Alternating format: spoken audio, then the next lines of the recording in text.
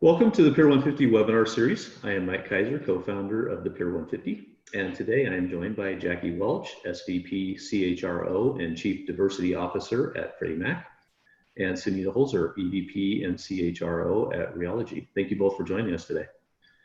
Before we get started, I'd like to take a quick moment to thank our partners in support of the webinar series, First Tech Credit Union, who not only supports this webinar series, but also our in-person events. Thank you, as always, for your support of the Pier 150. Before we get started, just a quick note on the Zoom platform that we have a Q&A section. If you have a question you'd like to ask the panel, please type in the question. I will monitor that and ask the panel as appropriate. If you see a question on there that you would like answered, you can upvote that. And please do that. Those questions will bubble to the top, and I will try to get to as many as we can. Also, this session will be recorded and available in a follow-up email. So if there's things that you miss, you can listen to the webinar at your own convenience. Again, thank you both for joining us today. And if you could, I'd like to just have a quick introduction of your role, organization.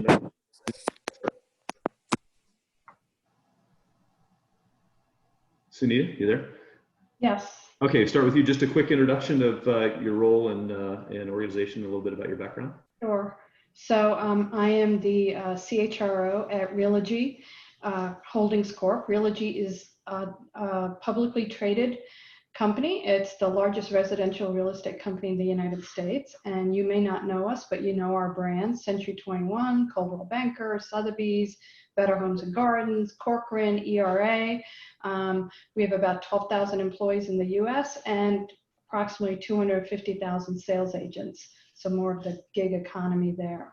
And I'm responsible for all of the HR. We also own a global mobility company called Cardis and a title services titling company called TRG. Thank you, Sunita. Jackie. Good morning, or I guess afternoon for some, morning for others. Thank you, Pier 150, for the opportunity to join this fireside chat. As you said, I am Jacqueline Welch, and I have the good pleasure of leading both HR and diversity and inclusion for Freddie Mac. Freddie Mac is a B2B. We are a chartered organization, chartered in 1970 to bring stability, liquidity, and affordability to the secondary mortgage place. As a chartered organization by Congress, we are one of two GSEs, meaning a government-sponsored entity, and have been doing this work now for some 50 plus years. Roughly, most all of our operations are US. We work in the secondary US marketplace for housing and mortgages. And 1 in 5 new home purchases go through the Freddie Mac system. So in all likelihood, those of you on the phone have been touched or done business with Freddie Mac in some form or fashion. And again, thank you for the opportunity to be part of today's discussion. Thank you, Jackie. So I want to provide, before we get started, I want to provide a little bit of context on the topic today. So when we first reached out to Jackie and Sunita and talked about potential topics, we looked at performance management in a virtual environment, which I think is still a fantastic topic. I think it's one that needs to be addressed. But when we had our planning session, this Monday, both Sunita and Jackie talked about the concept of talking about what's happening today in our society and how HR executives can respond to this and how they can support their employees and company, and felt it was a disservice not to address this with what's going on. And so we will be looking to reschedule that performance management topic. As I said, it's a great topic, but we felt that this was one that we really wanted to address. And I think from the Pier 150 standpoint, we're kind of proud of the fact that we do serve our members, and we want to make sure that we stay topical, and we want to stay relevant, and we want to support the topics that are passionate to them. So we did change the topic. So if you did get the session, hopefully you got the communication that we have changed the topic, but if you did get the session earlier, hopefully this topic is relevant to you as well. And again, as I said, we will address the performance issue in a future webinar. So with that, I wanted to just let each one of the panelists, Jackie and Sunita, talk about, kind of why they wanted to pivot to this topic and why they felt it was so important. So again, Sunita, let's start with you on your perspectives of this topic and why you wanted to address it now.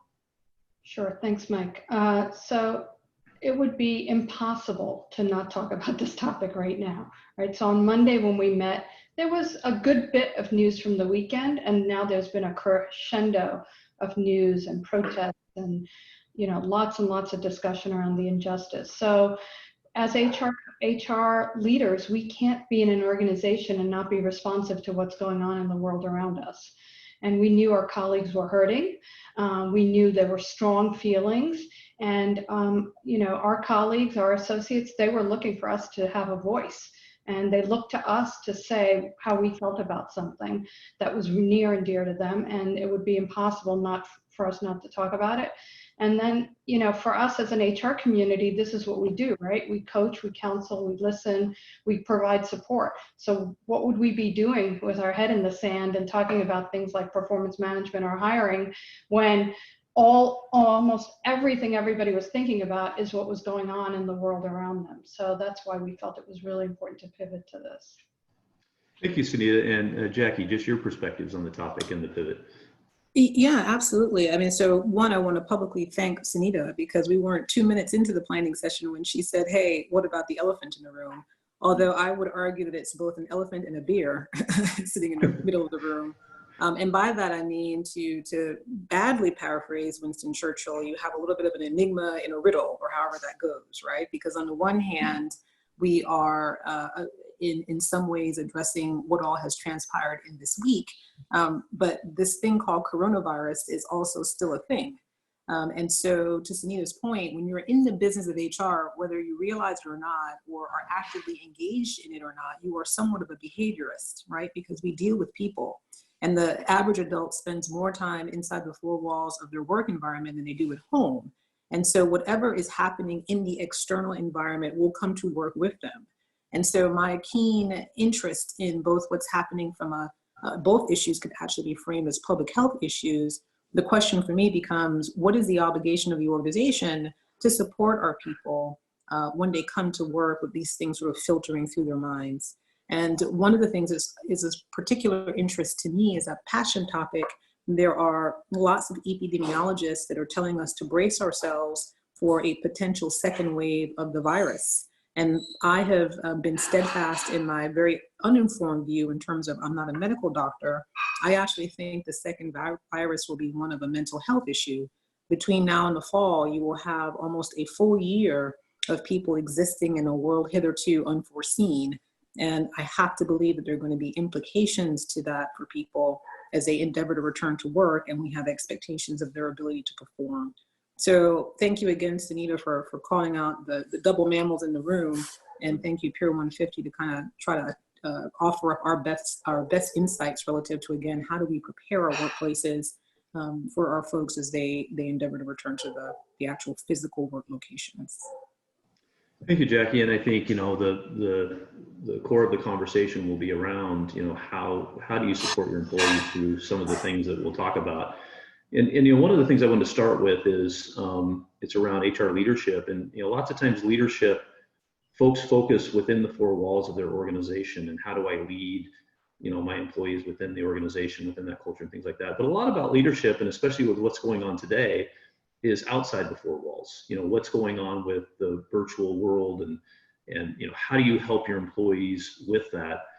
Sunita, I want to start with you. Can you talk a little bit about some of the initiatives that you're doing outside the four walls of Realogy to help your employees with, not specifically yet, but just everything that's going on with all the anxiety that you might have with the things that are going on in the world? Yeah. So, again, the biggest thing we're doing is we're trying to listen and understand, and then we're providing tools and resources. So we, as a company that, is preeminent in home ownership, we are right in front of this issue with anyone who wants to buy a house.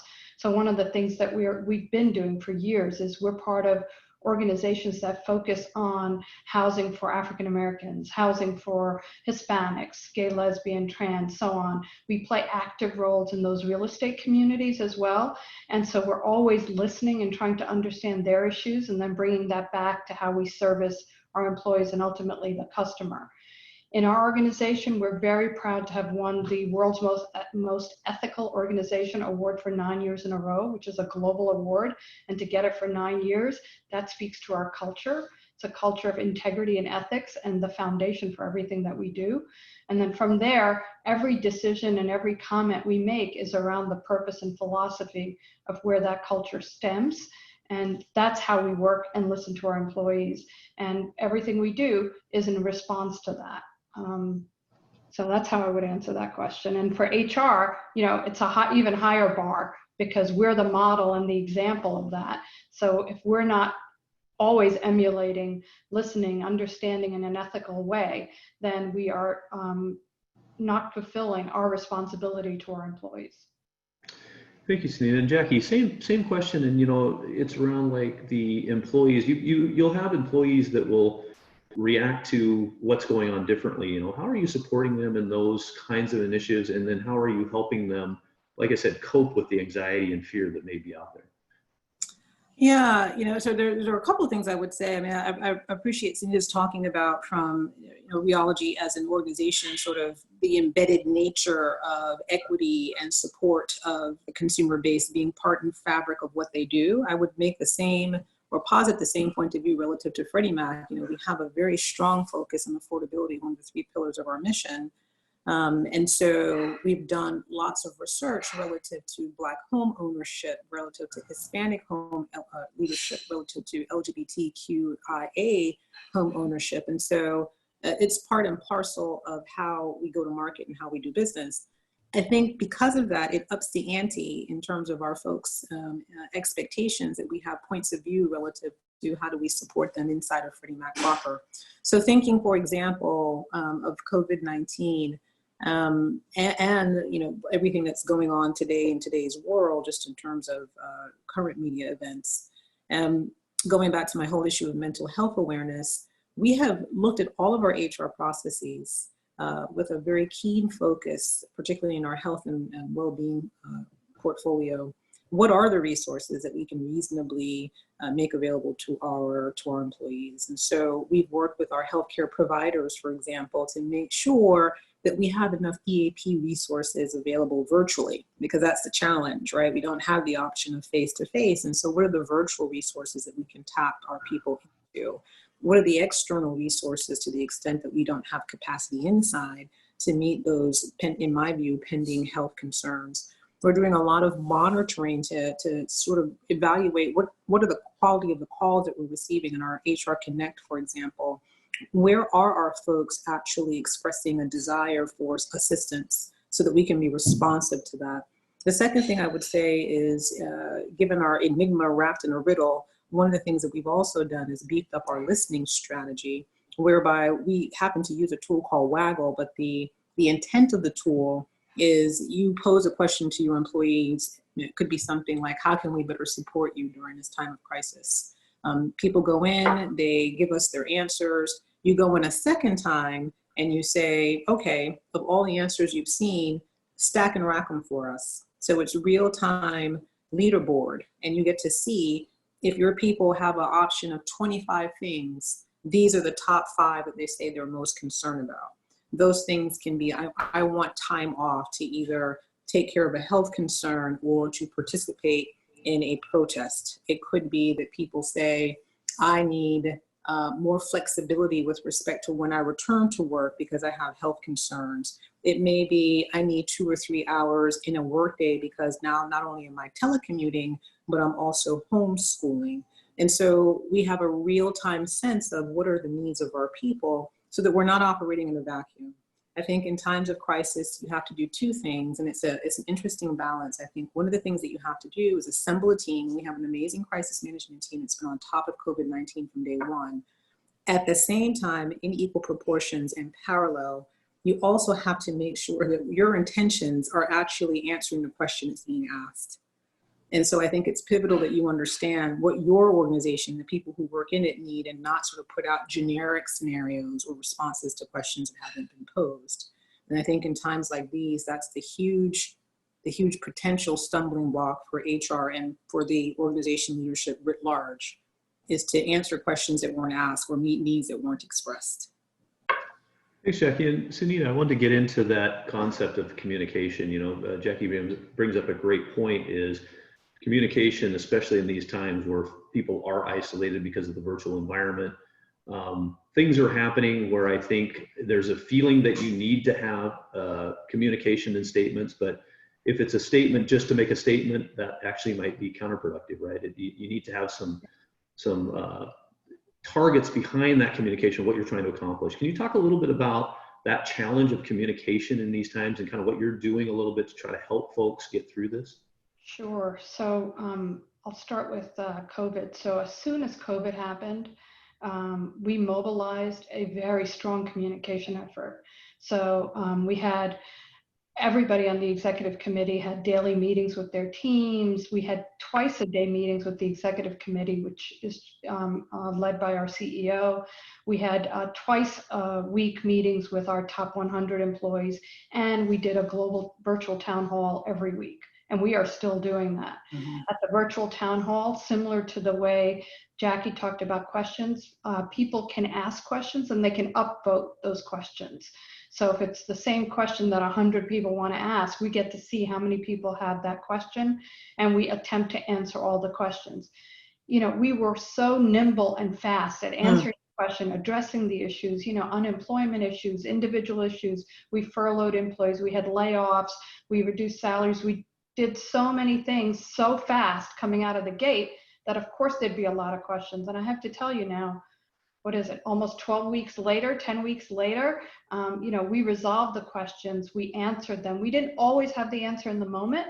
And we said, we're listening and we'll get you the answer. We got the answer, we stood in front of it. The answers weren't always popular. We explained them, why we made the decisions that we did with the data that we had. And again, I think we got a lot of credibility for that. And then this week in particular, we did something that was phenomenal.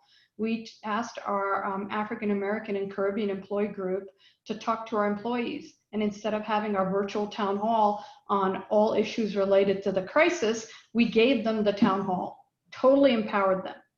And it was amazing, the reaction we got, because we had 7 of our leaders step up from the African American Caribbean Employee Network and talk about what this week has meant to them and how it's affected their families, their children, themselves.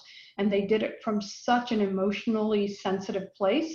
The outpouring from our employees was unbelievable. And it still reverberates now. And I can imagine that night people went home and had dinner with their families and talked about what they heard and talked to their children and so on. And so that's what we're trying to create. We're trying to create an environment of trust and empowerment where people can tell us how they feel and they're not going to be judged, and the company will do the best to help them that they can. And we have all those support tools as well. But I really think this listening and being open to different ideas and helping where we can has really been communication bedrock. Thanks, Sunita. And Jackie, could you talk a little bit about, yeah, go ahead. Oh, no, go ahead. What was your question? Because it might. Well, it's just going to be a follow-up on that, is talk a little bit about your communication, that challenge around, finding those messages that are impactful and not just putting out those generic type questions. Right. So the thing I'd like to add to that, and let me also apologize. Not only did the little dust thing go off right before we went online, the little vacuum cleaner, now my children all of a sudden all want to eat and are making lots of noise in the kitchen. So forgive me if at some point you hear pots clanging. Looking at you, James Welch, that's our oldest. There are a couple of things I'd like to add to the grist for the mill here. One, I think, is a best practice, what Sunita describes, in my view, based on things that we're doing at Freddie Mac and things I've heard are being done in other places. We have had those weekly town halls, all employee broadcast calls, and we get questions beforehand, but we also take questions live.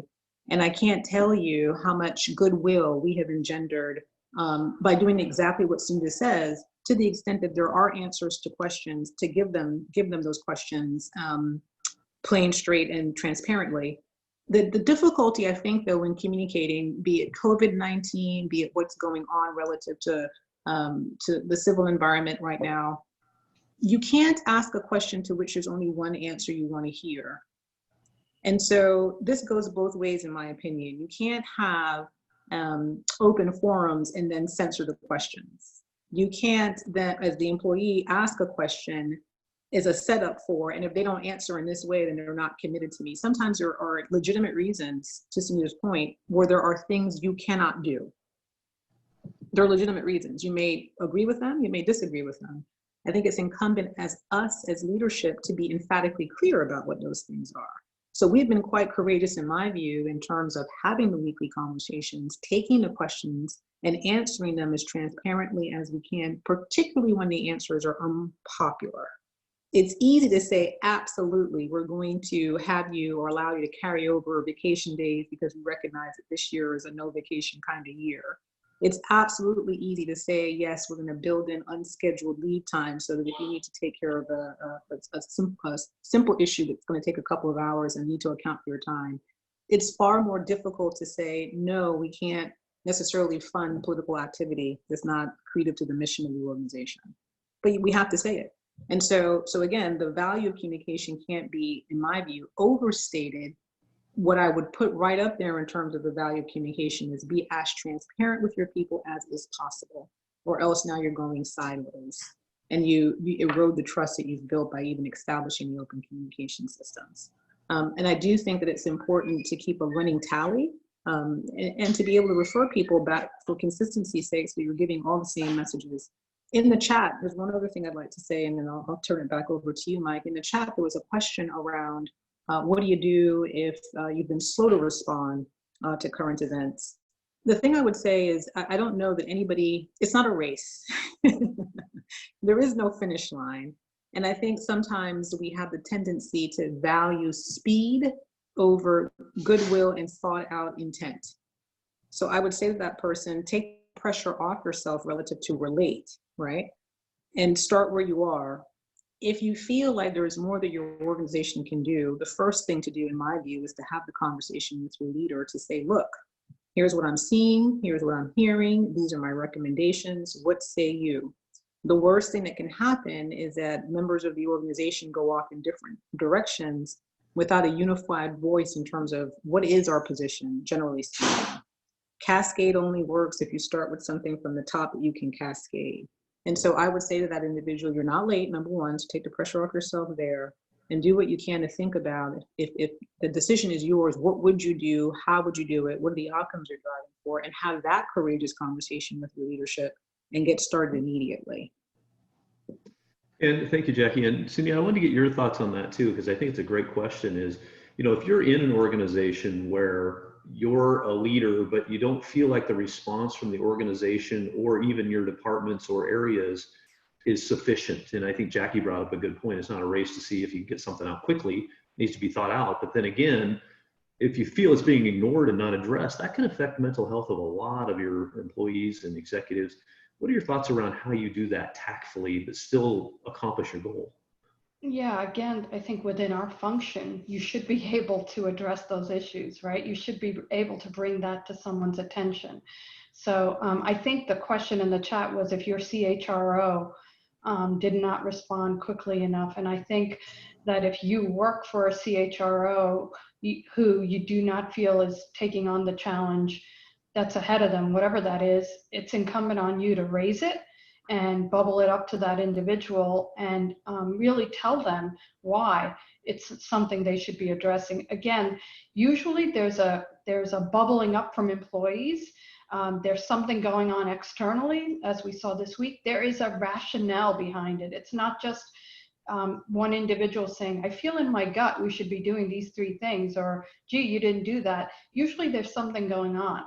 Now, the flip side of this, when I read that question is, well, maybe that CHRO is not comfortable tackling the issue. Again, think about the issue for this week. That's a very sensitive issue. And the way to ask that question might be a little different. It might be, hey, maybe you're not comfortable talking about this, but as a company, we need to address this. Let me figure out how to help you do that, or let's go talk to whoever Mary, Bob, or Tom in the executive committee, and maybe they'd be willing to take it on. What is not the right answer is to sit back and say, well, they're not taking it on, and that's a problem, and it's their problem, and I can't believe I work for this bozo. It's more important to say, okay, we didn't take it on. This is what I, the responsible party here, who is hearing this crescendo of noise, I'm going to do to make sure it's paid attention to. Thanks, Anita. And, Jackie, I think I wanted to stick with this topic a little bit because there's some questions related to it. And I think it can be a difficult thing to start addressing this kind of a topic. And I understand that everybody's situation might be different depending on, who you're working for, the company's stance, and all those kinds of things. But I was kind of curious in your advice as you're an executive within an organization, whether you're a CHRO trying to bring it up to your executive staff of the board, or you're a VP trying to bring it up to your CHRO.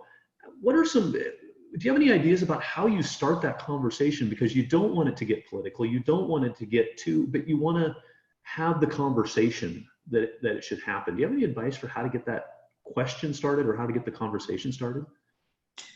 It's a great question. And this is one where I don't know, but there's a right answer, right?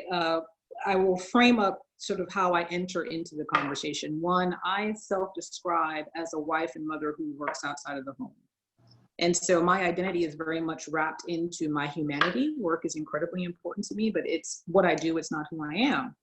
And so when you're talking about anxiety associated with real material things like your health, I mean, COVID-19, because of what's going on relative to Minneapolis and all the other things, we're forgetting that there's a real health issue that has an opportunity to get people very sick. And we've seen people die. This is not a figment of our imaginations, right? People are bringing that anxiety to their work. And then you bring up sort of what's going on politically relative to where we are as a society. That's a lot of anxiety. And so I think partly for me, the point of entry when I'm talking to folks is, how are you the person? Let's just start there. And back to the points that Sunita made earlier, just listening to understand goes a longer way than perhaps we have a tendency to give it credit for. So this is not, I had a colleague today say to me, and Jackie Welch, how are you? And it was such a sincere moment because she sat in the silence of that question and gave me a capacity room to say, well, it's been a week.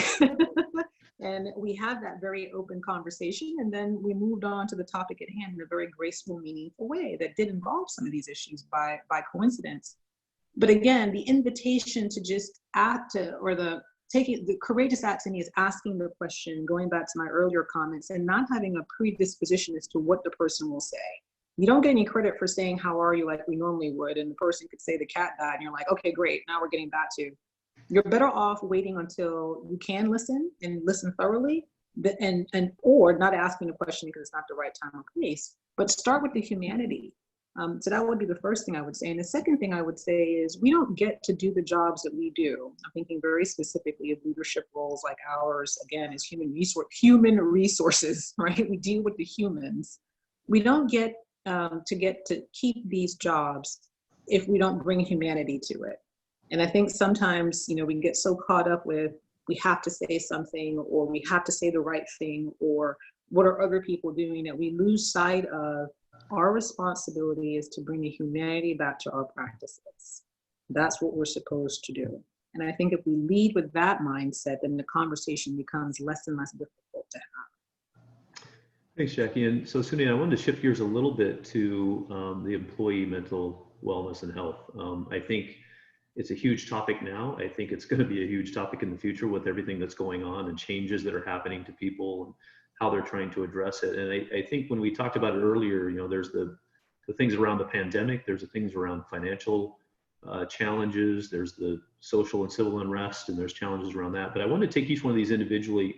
Can you talk a little bit, let's start with the pandemic part of it. Can you talk a little bit about some things that you're doing to help employees through the pandemic with the isolation portion, fears of, health fears, whether it be themselves or their family members, and just talk a little bit about what Realogy is doing to help those folks through that portion of the crisis management? Yeah.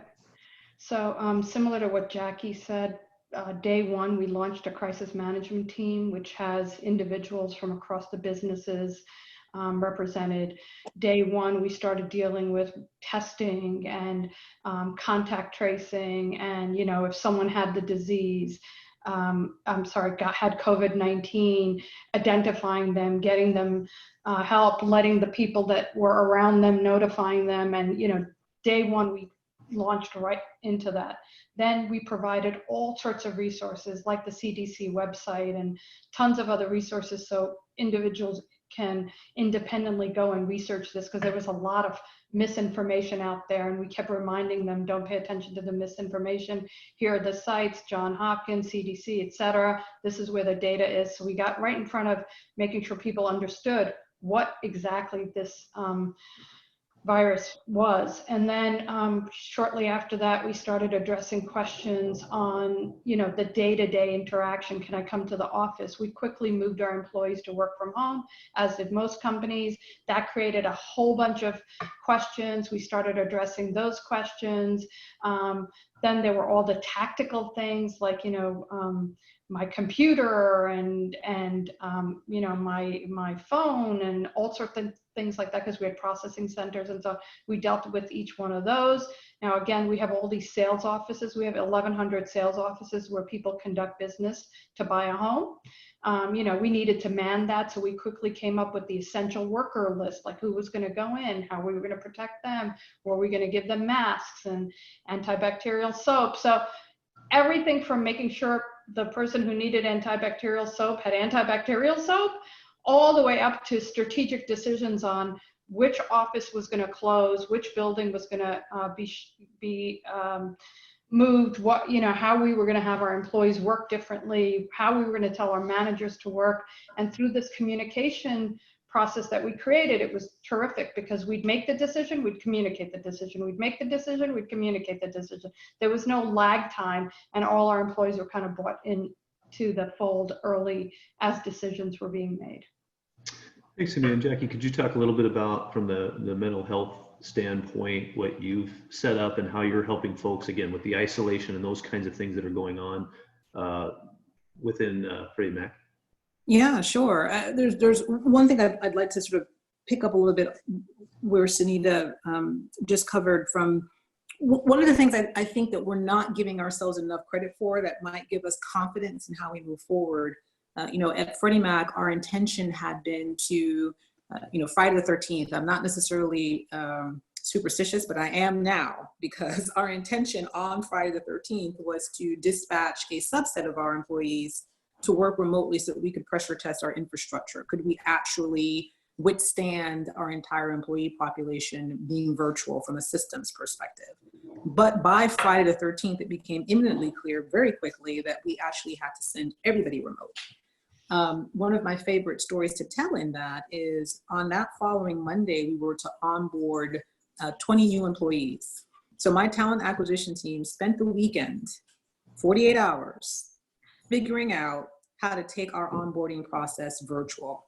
And since that time, we've onboarded in excess of 250 people, which creates another reality that I've got 250 people that have never walked the halls of Freddie Mac. But that's probably like another topic, because there are cultural implications there. But the point of bringing this up before I answer your question more specifically is, I think we have proven beyond any doubt that people are far more agile and are able to pivot in ways that perhaps we wouldn't have known had it not been for COVID-19. And so, anything that seems risky, remind yourself that people who've been working in traditional office settings have now, for however many weeks, are we week 12, week 13, I'm losing track, have been doing this fairly successfully. And I've not heard of one organization yet that has faltered to the knees because they went remote. So it can be done, people, which is, I think, an important thing. Now, relative to how do you support people, it's interesting that you would bring the question up in the way that you have, Mike. I've been reading external data on this, and it's interesting which populations are struggling most with the isolation. And so I've used those readings to sort of inform, and again, this goes back to one of the earlier points I've made. There isn't, in a situation like this where you have the enigma inside the riddle, there's not going to be a program that's going to meet the needs of everyone. And so thinking specifically of isolation, what we've read outside and have come to realize to be true for Freddie Mac is our younger single people for whom work really is a huge part of their identity. It's also where they get their social needs met. They're suffering more so than, say, individuals who are partnered or have children or roommates, etc. And so our leaders, a lot of this has happened actually very organically, have done things like, I'm going to be online on Teams from 2 to 3, come by for an afternoon beverage, coffee, and just chat to me, making themselves available, sort of open door, but open Microsoft Teams. And that's very powerful. And we've noticed that that has given us a little bit of uptick in terms of people feeling connected, right? Because this all goes back to connectivity. You also have to deal with, there are people for whom this works just fine. I mean, frankly, the introvert in me is like, this isn't so bad. And so we have to be mindful. One of the things that we're toying around now with is our ideas like, do we have no meeting Fridays? Do we have times of the day where there aren't meetings? Because there is this preponderance now that since everybody's home or available to their laptop or device, we can have meetings all day long. And you hear these stories of, I start at 7, I don't stop until 7 p.m. That's a problem. So we're thinking about what can we structurally do to move the culture in a direction that says, yes, sitting for 11 to 12 straight hours is no good for you either. So we've done things like that. We, last year, started doing summer Fridays. We did that earlier this year. So we did it pre-Memorial Day. Again, trying to figure out how we can support people with time because we hear a lot of, I don't have the time that I need. And now we're thinking about, if school does not resume in the fall, traditional school, what do we need to do to support our employees who have children and who by default are now homeschoolers? And so we're thinking about things like, is there some sort of reimbursement we might do, for example, for tuition services versus offering elder care or backup childcare? Most people aren't going to need childcare anymore, but they might need educational assistance. So what can we do in that space? And that's something that's come out again through our tools around listening. People are telling us, what am I going to do if there's no school? So that's a lot to say, but I go back to my original thought, which is you have to have a listening strategy, and you got to make sure that you're staying in touch with the needs that are actually articulated by your folks and not the shiny objects that other people are doing, because those may not fit, right? And that's an important thing to say and to revisit every chance you get. Oh, and there's one thing, somebody in the chat talked about what happens if you don't have a DEI or IND or diversity and inclusion infrastructure. I would say seize the moment. If there were ever a time to build a business case for why we need one, this is it. We have used our ERGs in any number of instances, again, in thinking about how do you customize our responses. We go to our ERGs and say, tell us what your membership is saying. And in that way, you're now answering the actual question that was asked, and you're not operating inside of a vacuum. Thanks, Jackie. And oh, go ahead, Samantha. I was just going to say, we do not have a chief diversity officer. We don't have a D&I infrastructure, but we have employee resource groups that are self-manned, self-run, that any of our leaders can approach and talk with. And actually, each one of our executive committee members sponsors one of those ERGs and works with them. And when what happened this week happened, we just all rallied around the one particular ERG, which is our African American Caribbean Employee Network, and just kind of gave them all that support. Thanks, Anita. So one thing I wanted to talk about, it relates to a couple questions that are coming in, but there's a lot of, with your employees right now, a lot of anxiety, right? Maybe fear mixed in there. And I think when you're talking about employee mental health and wellness, a lot of that, a lot of the therapy in a sense for that would be to socialize with folks and talk through things. That's a really difficult situation now when we're sitting in a virtual environment. Those conversations are more structured. I think it can also be a very volatile time with what's going on. People are very passionate about what they think, and those conversations can be fearful in themselves. Can you talk a little bit about what you see as not so much the topics themselves, but providing safe environments for people to be able to socialize their thoughts and be able to sort of flush their feelings a little bit? Because a lot of people look to work and the social structures within work to do that, and they don't have that right now. I don't know if you have any thoughts around that. Listen, I want to start with you on what are some things people can do to help facilitate those kind of conversations and make people feel safe? Yeah, so two things. One is there is very little we can do to make people feel completely safe, especially in this virtual environment. So, I tend to really have our employees go to an employee assistance program counselor. We offer that. It's third party, it's safe, it's secure, and now we're working virtual anyway. So what difference does it make if you pick up the phone and you call an independent third party? I'm really pushing that. We've been talking about mental health as an outcome of this in almost all of our town halls, and really encouraging people to talk to the employee assistance program. And this week too, we said with people who are struggling with all of the injustice they're seeing and don't know how to talk to their children about it, go to the employee assistance program. So that would be my first stop, because I don't think HR can take this on behalf of every single person and all their issues. The next stop is in HR, we try really hard to listen and to absorb the information, and then again, give them third-party tools. We're not in a position to counsel them. So that would be on the people struggling with, anxiety and stress. Look, we've got economic crisis, social crisis, and a health crisis. So of course there's going to be anxiety. Let's just call it. If anybody on this call is not anxious, please give us a chat on what's making you feel not anxious. So we're all anxious, we're all nervous. So that's the starting line. We're all there. Let's acknowledge that. And then, here's some tips of ways different people are dealing with it, but what's right for you may not be what's right for somebody else. And let's just have that open and honest conversation.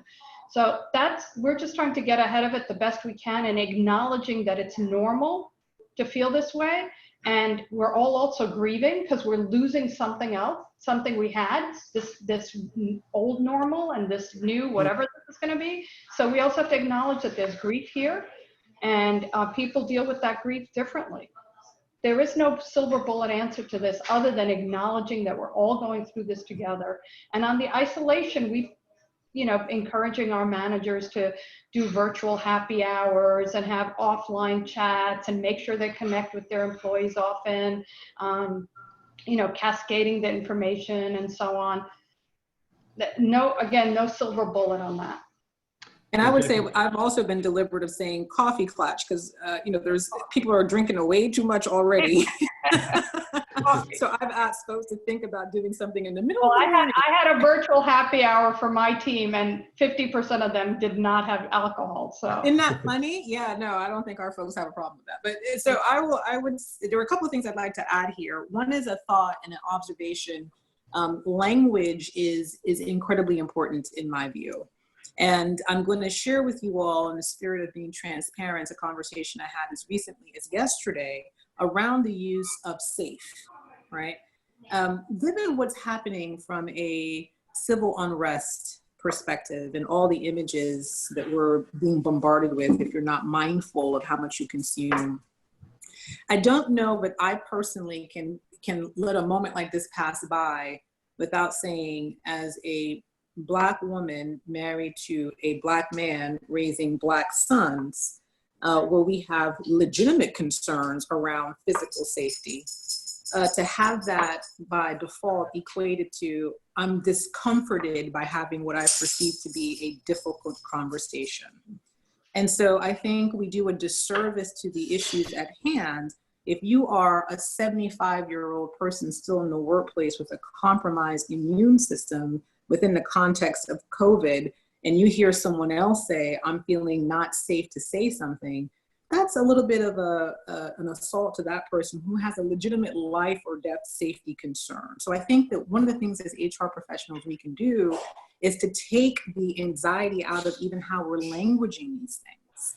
And going back to this idea of the listening strategy, to really frame the questions in a way that does not add to the anxiety and does a disservice to the topic. And so it really comes back to, you tell me how you're feeling. You give it words. And based on how you're feeling, what is it that you're expecting from the organization to help you deal with those feelings and these reactions and responses so that you can be productive at work? That's what we can do as default behaviorists, right? We have to make sure that we're not adding to And already, I mean, Sunita put it beautifully. You've got civil, social, economic, health. A lot of things are happening right now. And we would do well to be the guardians of equanimity and equilibrium. We can't add to it. We can't add to the anxiety. Thanks, Jackie. And Sunita, I think, what Jackie brings up a lot, we talked a little bit beforehand about how crisis kind of reveals your corporate culture. And, you can rely on that culture a little bit to help you make some of these decisions of how you're going to respond to things. Can you talk a little bit about your culture rheology and how that's helped you in maybe some of your communications or maybe some of your employee relation type challenges that you've seen during this time? Yeah, as I mentioned yesterday, we pride ourselves on being a highly ethical culture, and being highly ethical and also being a very collaborative environment. It makes it pretty easy for us to get in front of some of these issues and know exactly what the right thing is. So we're often saying, so what's the right thing? We have to do the right thing. What's the right thing? And the right thing sometimes means making very difficult business choices and also employee choices. We have absolutely no tolerance for any kind of negative, racist, derogatory, or any commentary at all like that. And we will terminate individuals. And there's examples all over of those actions. So it's not just words on a board with a set of values. We actually practice those values. And we use those as our guidepost for the decisions we make internally. Yeah, Jackie, same thing to you. I know that, when we talked earlier about, you're going to get differing opinions. And again, those are very hot items for people right now, which could cause a lot of culture issues and a lot of business issues. Can you talk a little bit about how you're using your culture to help you with those kinds of issues? Yeah, it's such an elegant and important question because one of the things that my husband says routinely to our children is water busts pipes, right? The pipes look fantastic until pressure is applied. And so in my mind, that's what culture is. We as organizations invest a lot of time and money and effort in coming up with these beautiful culture statements and missions and vision statements as well. And that's fine until there's a convergence of everything short of locusts, right? And so I do think this is a filter for how strong is the culture. And what I would say is, there are a couple of things. One question, for example, came up in the chat box around EAP not being helpful to employees that call, right? Because we all, again, we're not clinicians. We should send our folks to outlets where they can get those needs met. Here's an example of culture. At Freddie Mac, if we have a supplier that isn't consistent, I would consider an EAP a supplier that doesn't comport itself consistent with our values, i.e., you provide mental wellness services to us. We have employees who are saying that you're not hitting the mark in terms of resources you have available. You need to demonstrate to us how you're going to remediate that, or we're going to move our business elsewhere to a third-party supplier that can help us. That's culture in action. It isn't enough to say, oh, I'm sorry that didn't work out for you. We have to take immediate action for, do we have the right partnerships? We just left May, which, as a matter of timing, was Mental Health Awareness Month. One of the things our team, long before the crisis, in fact, since last May, not the May that just passed, but the May before, we had started a long orchestrated journey on let's bring mental health wellness out of the shadows, and have had campaigns around it's every day, not just once a month, and partnered with organizations like NAMI to make sure that we have, the reality of the situation is 1 in 5 or 1 in 4 American adults will be diagnosed with some form of mental illness over the course of their lifetime. And more people are afflicted with mental illness than all cancers combined. So these are not imaginary things, right? And so even before the pandemic, even before the civil unrest, we've had this hyper focus on, if we say we want people to be at their best at work so that we can be about the business of making home possible, we can't not attend to this element of their ability to be at their best, which is their mental health. And so making sure that we have the literature out, that we have the right support system by way of the clinicians and the behaviorists, et cetera. We have an on-site EAP provider who does workshops inside of small groups through our ERGs, through our business units, and is very well known to the organization around what kind of services he currently offers. And so again, I think partly what this will reveal to a lot of organizations is the sturdiness of their pipes before all of these things started to assail. And I think going back to the question around what happens if you don't already have DEI infrastructure, this is the moment to go, and here's why we have to be attentive to these things before there's a problem. Because when there is a problem, we need them in place, right? Thanks, Jackie. So Cindy, I wanted to, kind of trying to wrap this up a little bit. There's a lot of things going on for employees out there, right? And I wanted to wrap it back to the business productivity. I think it can be very difficult. I get exhausted, right? There's just so much going on, and it's hard to focus sometimes on what's my task at hand. What am I trying to accomplish back to the business side? Because it's easy to get distracted.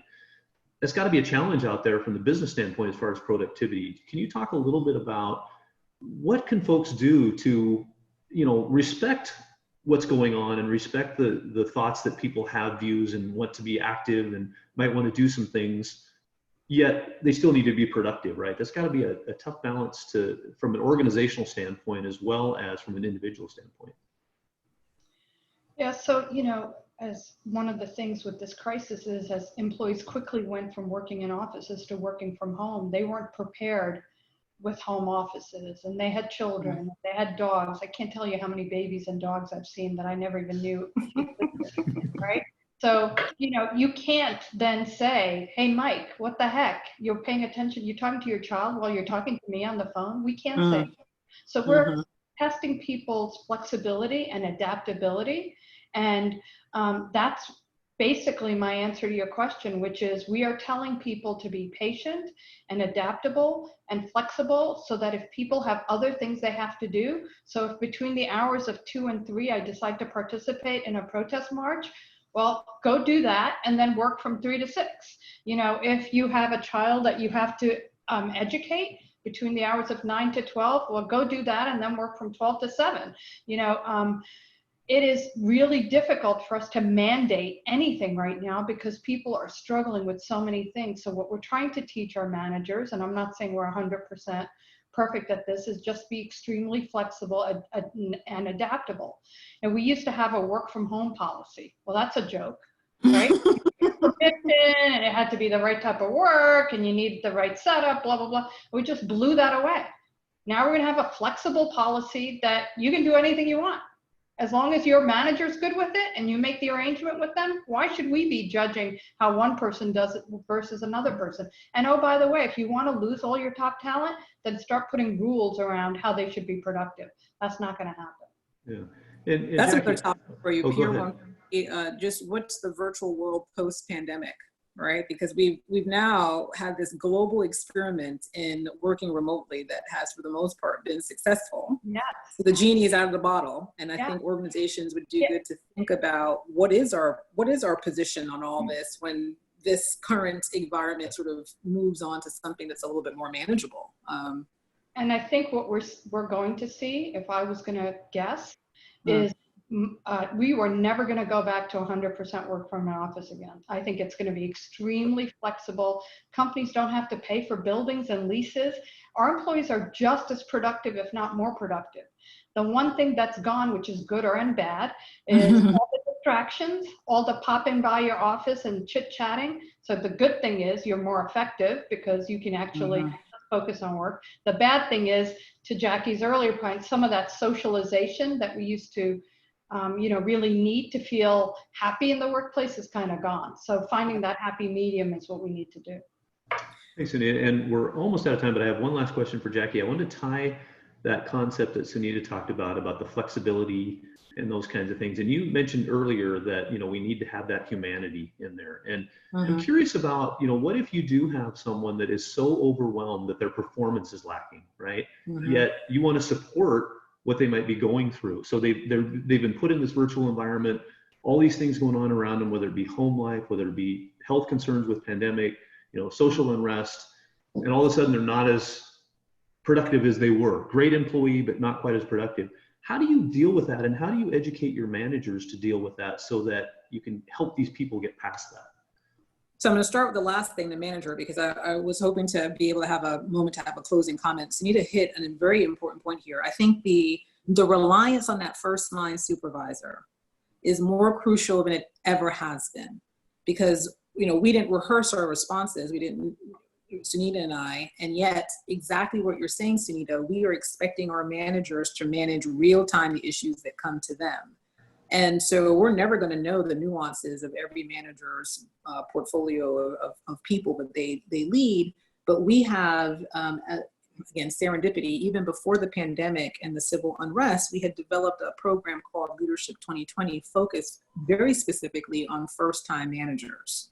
And it is designed to address both sort of the tactical and technical things of being a manager, but then also the leadership, the aspirational leadership, motivation, performance enablement, all these things. And baked in the modules is this understanding of, we can't give you a one-size-fits-all answer to any of these questions. And so you're framing it within the context of COVID and the civil unrest, but long before any of those two things became as prominent as they are in this moment, there are people who had, and I would argue, a stronger struggle because they were experiencing it, themselves.